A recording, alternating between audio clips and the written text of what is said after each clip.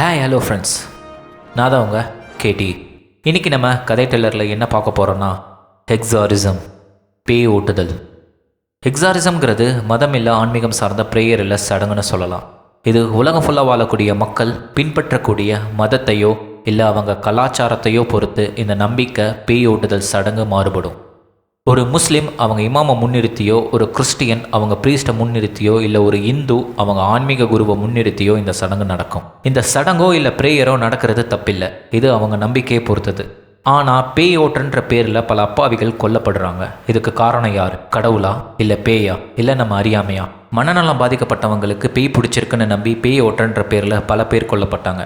அப்படி உண்மையாக கொல்லப்பட்ட ஒரு அப்பாவி பெண்ணோட கதையை இங்கே நம்ம பார்க்கலாம். இந்த வீடியோவை ஸ்கிப் பண்ணாமல் லாஸ்ட் வர பாருங்கள். எக்ஸாரிசம் பற்றி நீங்கள் என்ன நினைக்கிறீங்கன்னு கீழே கமெண்ட் பண்ணுங்கள்.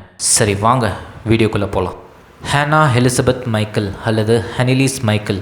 இந்த பொண்ணு 21 செப்டம்பர் 1952 மேற்கு ஜெர்மனி பவேரியாவில் ஒரு கத்தோலிக் கிறிஸ்துவர் தம்பதிக்கு மகளாக பிறக்கிறாங்க. ரொம்ப கடவுள் நம்பிக்கை அதிகமாக இருக்கிற அந்த குடும்பத்தில் பிறந்தனால இந்த பொண்ணுக்கும் கடவுள் நம்பிக்கை அதிகம். இந்த பொண்ணு வாரத்துக்கு 2 தடவையாச்சும் சர்ச்சில் நடக்கிற மாஸை கண்டிப்பாக அட்டன் பண்ணிடும். ஹனிலீஸ்க்கு 16 வயசு இருக்கும்போது ஸ்கூலில் அன்கான்ஷியஸ் ஆகி ஒரு பிரம்ம பிடிச்ச மாதிரி ஸ்கூலில் ஃபுல்லாக நடக்க ஆரம்பித்தா. ஆனால் நினைவு தெரிஞ்சக்கப்புறம் ஹனிலீஸ்க்கு நடந்த எதுவுமே ஞாபகம் இல்லை. இதை அவள் ஃப்ரெண்ட்ஸ் சொல்லி தான் அவளே தெரிஞ்சுக்கிட்டா. ஒரு வருஷத்துக்கு அப்புறம் ஹனிலீஸ்க்கு இது மறுபடியும் நடந்துச்சு. அவள் தூங்கி எந்திரிக்கும் போதே பிரம்ம பிடிச்ச மாதிரி சுயநினைவு இல்லாத மாதிரி தான் எந்திரிச்சா. பெட்டையும் அவள் வெட் பண்ணியிருந்தா. கொஞ்ச நேரத்திலேயே அவளுக்கு வலிப்பு மாதிரி வந்து கைகால் எல்லாம் நடுங்க ஆரம்பிச்சிருச்சு. இந்த இன்சிடென்ட்க்கு அப்புறம் ஹனிலீஸை ஒரு நியூராலஜி கிட்ட கூட்டிகிட்டு போனாங்க அவங்க ஃபேமிலி. டாக்டரும் எல்லா டெஸ்ட்டும் பண்ணிட்டு ஹனிலீஸ்க்கு டெம்போரல் லோப் எபிலெப்சி இருக்குன்னு டயக்னாஸ் பண்ணாங்க. டெம்போரல் லோப் எபிலெப்சினா இது நியூராலஜியில் பிரெயின் டிஸார்டர். இதோட சிம்டம்ஸே வலிப்பு, ஞாபக மறதி, அப்புறம் வினோதமான உருவங்களும் வினோதமான சத்தங்களும் கேட்க ஆரம்பிக்கும். இது 30 செகண்டில் இருந்து 5 நிமிஷம் மேலே கூட இருக்கும். அப்போது சுற்றி இருக்கவங்க யார், சுற்றி என்ன இருக்குன்னு தெரியாது. இல்லை ஒரு இடத்தையே கண் சிமிட்டாமல் பிரம்ம பிடிச்ச மாதிரி அசையாமல் பார்த்துட்டு இருப்பாள். அப்புறம் வாயை திறந்து மூடுறது, வாயில் எது இல்லைனாலும் எதையோ முழுங்குற மாதிரி எதையோ மெல்ற மாதிரி பண்ணுவாங்க. இந்த டெம்போரல் லோப் எபிலெப்சினால கெஸ்வின் சிண்ட்ரோம் வரதுக்கும் வாய்ப்பு இருக்குது. இது ஹைப்பர் ரிலீஜியாசிட்டி டிஸார்டர் பிரெயினில். அனிலீஸ்க்கு எபிலெப்சி இருக்குன்னு தெரிஞ்சக்கப்புறம் மெடிக்கேஷன் எடுக்க ஆரம்பிச்சிட்டா. அப்படியே 1973 மேல் படிப்புக்காக யூனிவர்சிட்டி ஆஃப் வோர்ட்ஸ்பர்கில் சேர்ந்துட்டா. அவள் எடுத்துகிட்டு இருந்த மருந்துனால அவளுக்கு எந்த பயனும் அது கொடுக்கல. ரொம்ப மோசமாயிட்டு தான் போச்சு. ஆனாலும் அவள் மெடிசன் எடுக்கிறத ஸ்டாப் பண்ணலை. ஒரு கட்டத்துக்கு மேலே அவளுக்கு அவளே நம்ப ஆரம்பிச்சிட்டா, நமக்கு பேய் தான் பிடிச்சிருக்குன்னு. இது மருந்துனால் குணப்படுத்த முடியாது, வேறு ஏதாச்சும் வழி தேடணும்னு முடிவு பண்ணுறா. ஆனால் அதுக்குள்ளே அவளுக்கு வினோதமான பேய் உருவம் தெரிய ஆரம்பிச்சிருச்சு. இவள் பார்க்குற இடத்துலெல்லாம் பேய் மாதிரி ஏதோ ஒரு உருவம் நிற்கிற மாதிரியும் பேய் முனவர சத்தம் இவள் காதில் கேட்குற மாதிரியும் அவள் உணர்ந்தா. அப்போல்லாம் அவள் ப்ரே பண்ண ட்ரை பண்ணுவாள், ஆனாலும் முடியாது. அப்போ அவள் ஸ்ட்ராங்காக நம்ப ஆரம்பிச்சிட்டா, நமக்கு பேய் தான் பிடிச்சிருக்குன்னு. ஹனிலீஸ் மைக்கேலும் அவள் ஃபேமிலியும் அவங்க ப்ரீஸ் கிட்ட போய் ஹெல்ப் கேட்குறாங்க பேயோட்ட சொல்லி. பட் அவர் அனிலீஸை பார்த்துட்டு பேய் பிடிச்ச மாதிரி எதுவும் தெரியலன்னு சொல்லி நீங்கள் ஃபர்ஸ்ட் அனிலீஸ்க்கு நல்ல மெடிக்கல் ட்ரீட்மெண்ட் கொடுங்கன்னு ரிஜெக்ட் பண்ணிட்டாரு. ஆனால் எப்படியாச்சும் பிஷப்போட பெர்மிஷன் வேணும்னு முடிவு பண்ணுறாங்க. இந்த நேரத்தில் அனிலீஸோட நிலைமை ரொம்ப மோசமாகுது. அவளே ரொம்ப நம்பினா அவளுக்கு பேய் தான் பிடிச்சிருக்குன்னு. ஏன்னா அவள் போட்டிருக்க ட்ரெஸ்ஸை அவளே கிழிக்கிறதும், ஒரு நாளைக்கு 400 தடவை உட்காந்து எந்திரிக்கிறதும், டேபிளுக்கு கீழே போய் நாய் மாதிரி குலைக்கிறதுமா பண்ணுனா.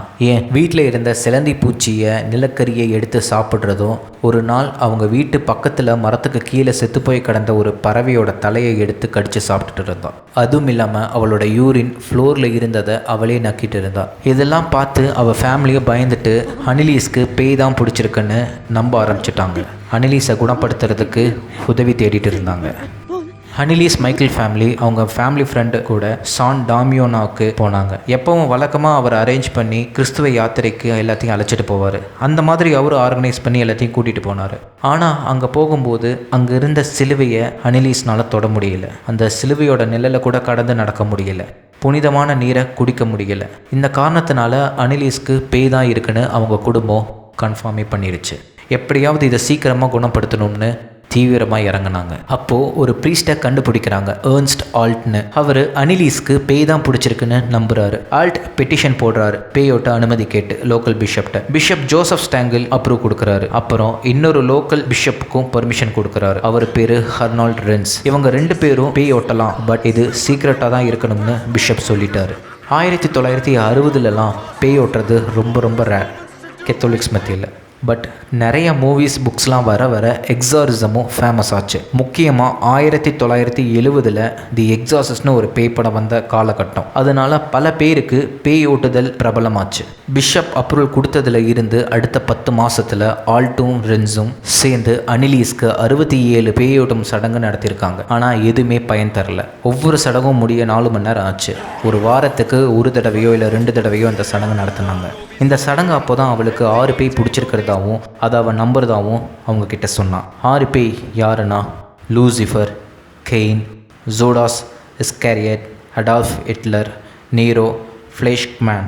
இந்த 6 பேய்களும் அனிலீஸோட உடம்பை எடுத்துக்கிட்டு ரொம்ப கஷ்டப்படுத்துறதாகவும் அவள் சொன்னான். அனிலீஸ் மைக்கேல்ஸ் எக்ஸாரிசம் அப்போ பேசின ஆடியோ ரெக்கார்டிங் கிளிப் ஏதோ.